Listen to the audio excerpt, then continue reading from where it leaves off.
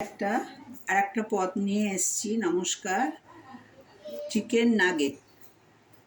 এই চিকেনটা সেদ্ধ করে এতে আমার এটা 200 চিকেন ছিল, এটাতে 5 পিস পাউরুটি দিয়েছি। পাউরুটির শুধু ভেতরটা, পাশগুলো কেটে দিয়ে রেখে দিয়েছি। ওটা আবার আমি ব্রেড ক্রাম্ব করেছি, দিয়ে ওতে রসুন আর আদা, তারপরে ওটা কি গোলমরিচ সব মাখিয়ে এটাকে, আর মাখন দিয়ে মাখিয়ে এটাকে ম্যারিনেট করে রেখেছিলাম 2 ঘন্টা।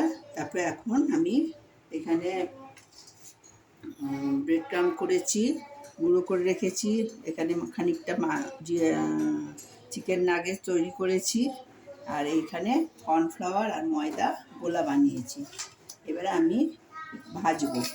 এটাতে লঙ্কা, গোলমরিচ টলমরিচ সব এটাতে দেওয়া আছে।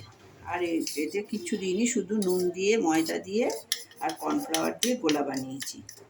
কড়া গরম হয়ে গেছে, তেল গরম হয়ে গেছে।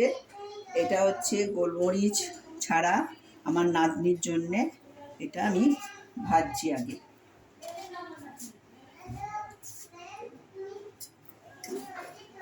এটা এতে তেলে কর্নফ্লাওয়ারে ছেড়ে দিয়েছি। এবারে ব্রেড ক্রামে এটাকে এপিট ওপিট করবো।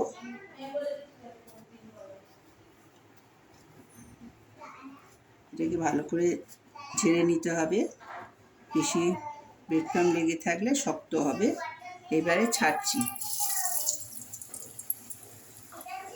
আবার একটা কর্নফ্লাওয়ারে দিলাম। এগুলো সবটাই আমার নাতনি। তারপরে আমাদেরটা গোলমরিচ দেওয়া, তো ওটা একটু আলাদা করে ভাজবো। এই যে ব্রেড ক্রাম্ব, চিকেন নাগেট বানাচ্ছি। এটা একটু আঁচ কম করে ভাজতে হবে, তাহলে বেশ মুচমুচে ভাজা হবে। আর এই ব্রেড ক্রাম্বটা একটু ঝেড়ে নিতে হবে, তা নাহলে এক গাদা মোটা হয়ে যাবে।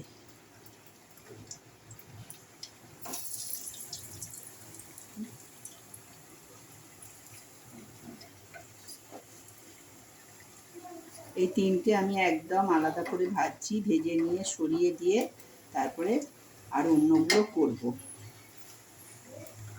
এটা আমার নাতনির অনেক দিন ধরে খাবো খাবো বলছে, করা হয়নি। আজকে আমার সুযোগ হয়েছে, তাই করছি।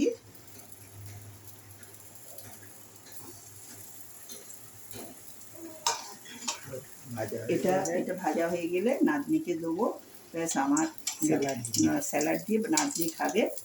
আমার চিকেন নাগেট তৈরি হয়ে গেল। নমস্কার। আপনারা খাবেন, করে খাবেন বেশি।